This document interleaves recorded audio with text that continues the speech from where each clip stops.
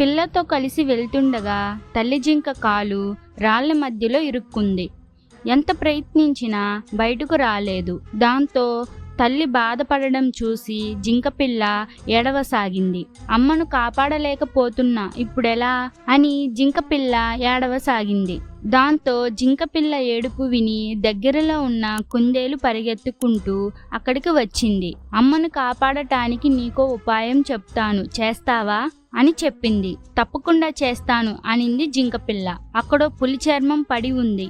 నువ్వు అది కప్పుకొని మీ అమ్మ ముందుకు వెళ్ళు. పులి చర్మం కప్పుకొని వచ్చిన జింకపిల్లను చూసి నిజంగా పులి వచ్చిందనుకొని భయపడి బలం కొద్ది కాలు బయటకు లాగి పరిగెత్తింది జింక. అమ్మా, ఇది నేనే అని జింకపిల్ల అరిసింది. తన బిడ్డ అలా చేసిందని తెలిసిన జింక ఆశ్చర్యపోయింది. ఆపద సమయాల్లో తెలివిగా ఆలోచించాలని కుందేలు చెప్పిందమ్మా, అందుకే నేను ఇలా చేశాను అని చెప్పింది జింకపిల్ల. దాంతో తల్లి పిల్ల జింకలు కలిసి కుందేలుకు కృతజ్ఞతలు తెలిపాయి.